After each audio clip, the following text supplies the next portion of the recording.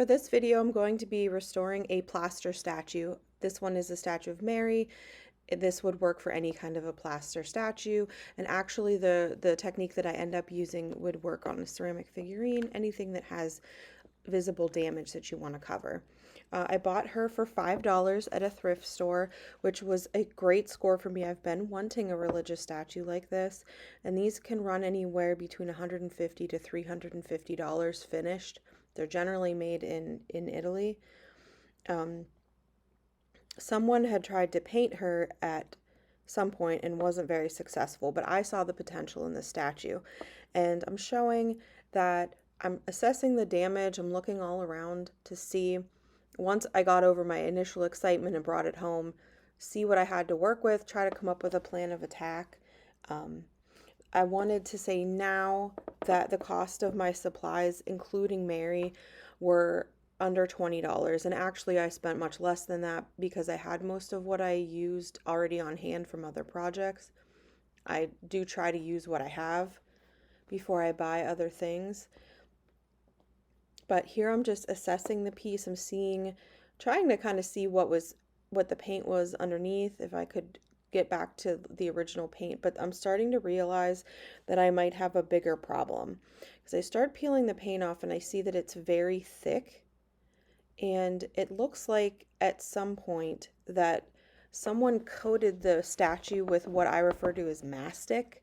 It's like an adhesive that people use to put paneling on, or if you have an older house, maybe from the 50s or 60s, the plastic tile that they put in kitchens and bathrooms.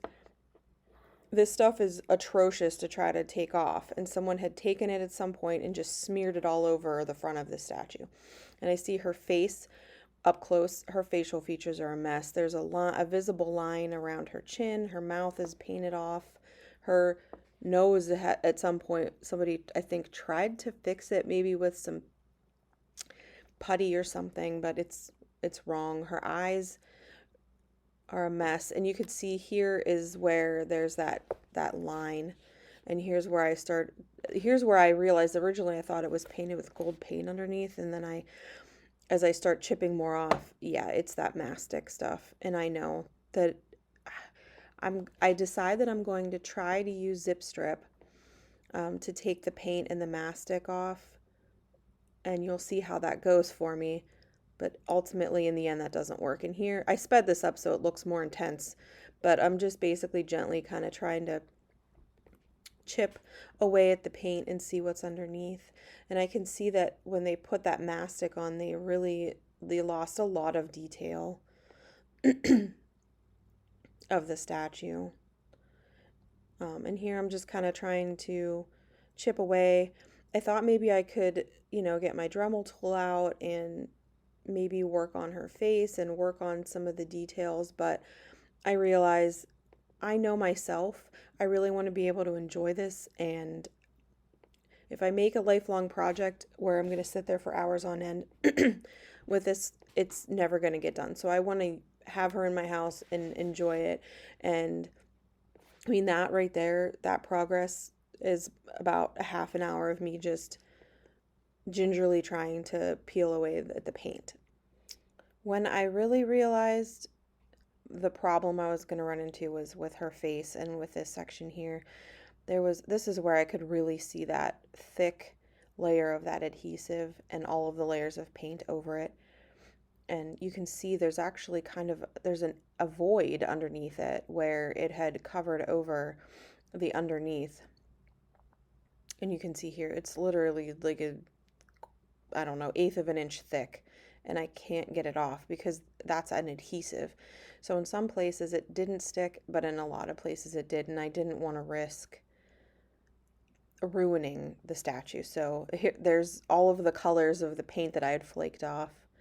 And I kind of just wanted to see, what people had painted in it over the years. Our Lady of Lourdes, which is this representation, normally has like a light blue outer covering and then a white robe. But at some point she was painted that really pretty, like a greenish blue, which was pretty, but not really true to the statue. Initially, I wanted to try to stay true to the statue, but I realized here I put zip strip on her, and I start with gently with a wire brush, and the paint starts to come off, but the zip strip did nothing for the mastic. And I also kind of started to realize like her facial features were never going to come back to what they initially were. So I set it aside for a while. Came back to it. I reassessed, and I realized that I cannot get the initial detail back as much as I wanted to do that. So I decided on a plan B to embrace a more rustic look for her.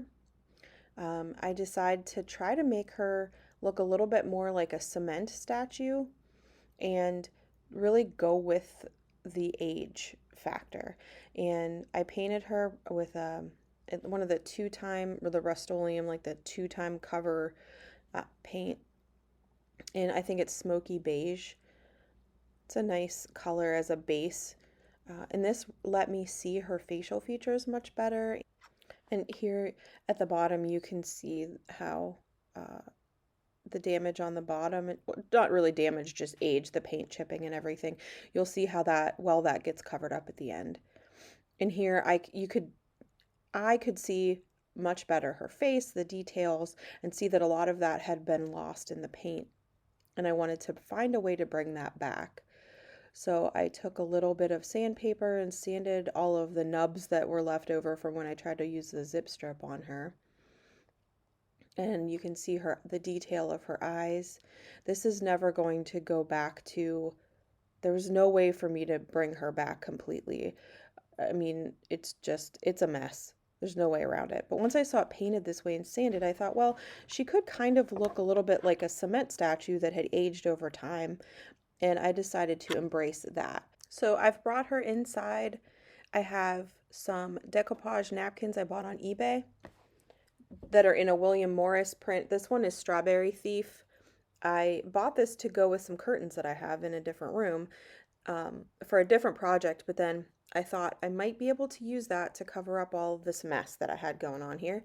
So I found Christmas napkins that I had also, and I'm using that for part of it as well. And I'm using Mod Podge, but you could use anything that you like to Mod Podge with or to decoupage with. You could use other decoupage glue. You could use diluted Elmer's glue, whatever you want. And you can see here that my cat, I don't know what it was about that glue, but she was over there huffing it. I don't know. She would have put her whole face in it if I wouldn't have moved it. If anybody has pets, especially cats, you know they got to be, as soon as they see paper and you doing something, they got to be in it. Anyway, so you can see that I've got that the polka dot paper on her sash, and it's drying. It already looks really cool to me. I could have smoothed it out a little more, but I kind of liked that. I thought it kind of looked a little bit like folds in the fabric. And I mess around with this for hours. It's not all instant. This happened over a couple of days. I did a little bit and then I came back to it. So here's where the William Morris print went on her outer covering, and I already am in love with it. It's covering so well. You can't even tell on the back where there was the big chunk of paint missing. I didn't match the pattern exactly. I just tried to make sure that it was going up and down. And then I went through and added in pieces along the sides. And then I kind of finished that off with a little bit of paint, you'll see. And then I decide for her dress and for her face and hands, where there was the most damage, to use the baking soda paint mixture. And I've seen this on a lot of other people's YouTube channels, other, Pinterest boards. People use this technique for all kinds of things. But here it allowed me to cover over a multitude of evils, and I embraced the aged cement look. You'll see, and you can see here how neat I am while I'm working. That's what happens when things evolve as you go along. You end up with that. And she's mostly done here in this picture. I've added a little bit of gold paint in the folds of her sash to give some depth. I've painted dark colors in the recesses on the statue to create more of a sense of depth. And I've really just chunked that paint on the top and on her hands and on her face to try to cover up those really bad lines that were like on her chin. And I've used paint to kind of help blend in the edges of her skirt. The rosary I painted brown first and then a couple coats of gold over top. And I just used whatever paint I already had. But this paint is, you can get this paint at Walmart for like $1, the acrylic paint. That's all I used. You can use whatever paint you're comfortable with, whatever paint you have. And yeah, you can see, I mean, it's still kind of messy, but it looks a little bit more like she's a cement statue. And I liked that. I painted her a little bit of a duskier beige color to kind of play up that. And here's the texture of the paint that I used. I actually applied it to the base as well, and it helped cover a lot. And you'll see in like the final pictures, the final video, it really did cover this really well. And I just dabbed it on. And here she is. Sorry for filming this weird, but there's more video where it's not the skinny. But there she is finished. With the base, I painted it that dark brown, and then I went over the high spots with a lighter gray, and the recesses with a darker color. And same with the vines. I painted them green, and then went over the higher spots with a little bit of a lighter. I mixed some like white in. I made it lighter. And her feet, I realized there was no making those look like feet, so I glommed some paint on to try to make them look like slippers, which from far away are kind of successful, but I think I'll probably need to go back in at some point and smooth that out.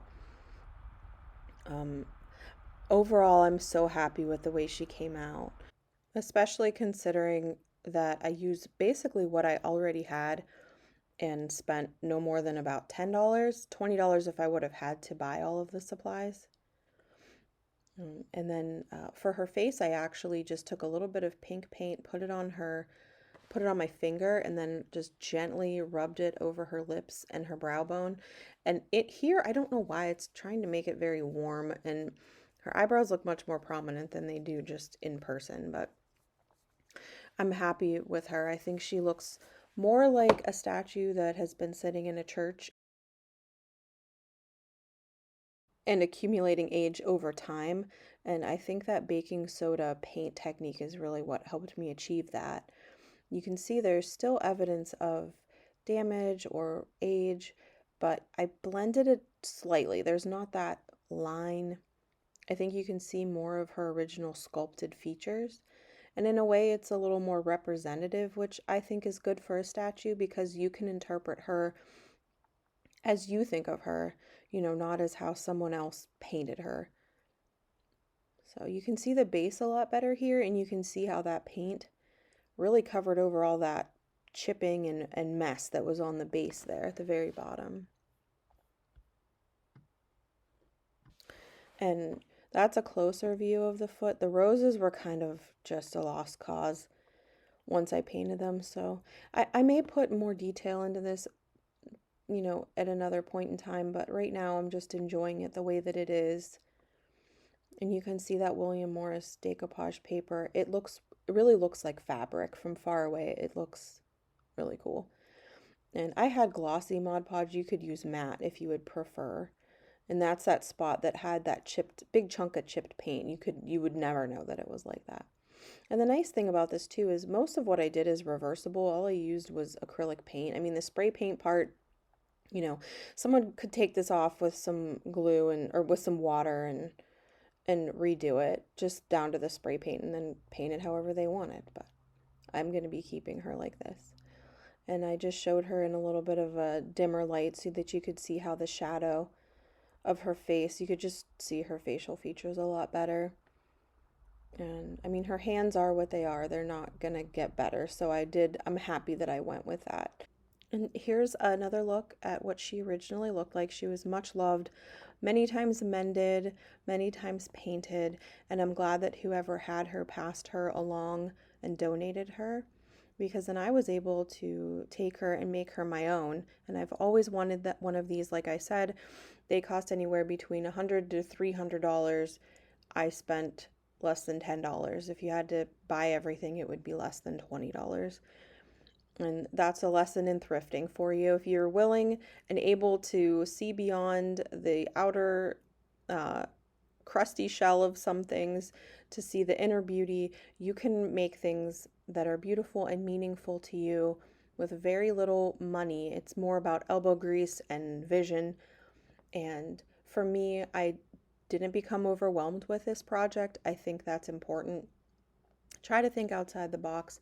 Try to gain inspiration from other people who have done similar things, and give yourself time to consider how you want to do something.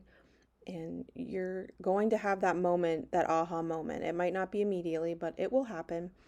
And I think this technique of the decoupage and that cement, kind of faux cement paint, would work really well on a variety of statuary or ceramic figurines that you don't like the color, or there's, problems, there's condition issues with it.